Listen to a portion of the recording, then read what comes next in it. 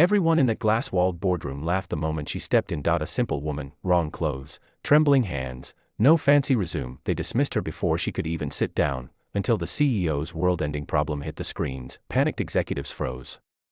No one had a solution, but she stepped forward, calm, steady, and with a single sentence changed her life forever. The rain drummed harshly against the city sidewalks as Amina Hale, a 32-year-old single mother, rushed toward the tall glass building of Vanguard Tech Industries, holding her worn file to her chest. Her clothes were simple, an olive green shalwar kameez neatly ironed but visibly old, a faded black scarf, and shoes that had lost their shine long ago.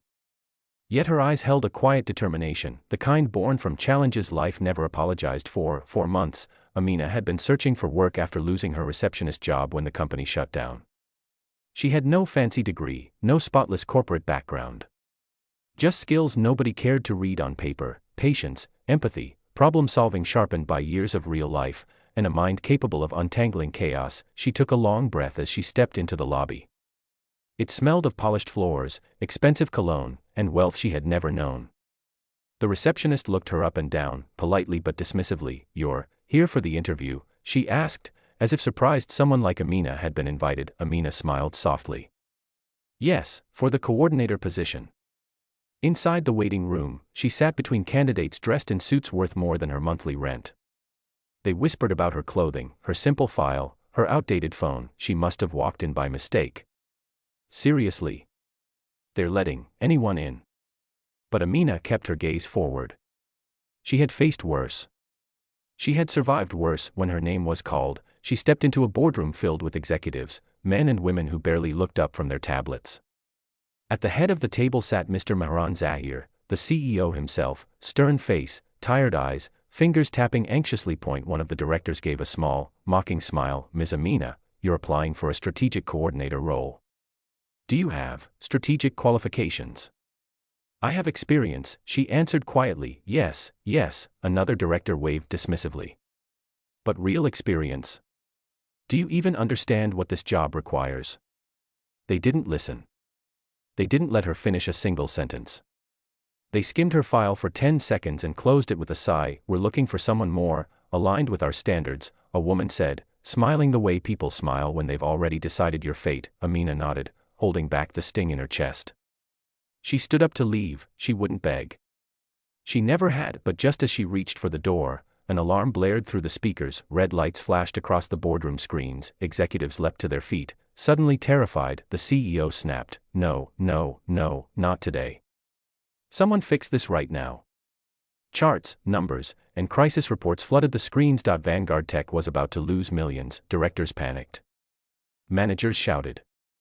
No one knew what to do, and Amina stopped walking. She knew exactly what the red error meant. She knew exactly how to solve it. Amina took a slow breath.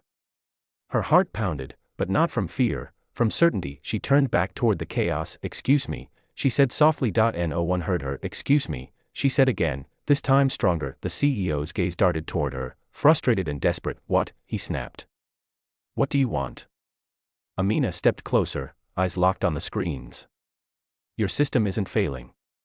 Your data isn't corrupted. Your people aren't the problem. The issue is your backup sync chain. It's looping because of a timestamp conflict." The room went silent. Several executives blinked at her, confused. One of them frowned. "That doesn't make sense." "It does," Amina replied calmly. "You have two servers writing into the same route. The older one overwrote the new configuration. You need to deactivate the ghost route for 90 seconds and reassign the sync origin. Then it'll reset automatically." Everyone stared at her like she had spoken magic. The CEO looked at his tech director. "Is she right?" The director typed rapidly. His eyes widened. She's right. Perfectly right." He looked up, stunned. "How did you even?" Amina smiled faintly. "At my old company, I was the one who handled everything no one else wanted to understand." The CEO stepped toward her, the entire boardroom watching. "Show us," he said. Within minutes, with her calm instructions, the system stabilized, numbers normalized, warnings disappeared, revenue projections restored. The room erupted in relief. The CEO turned to her. "Ms. Amina, you just saved this company. In minutes."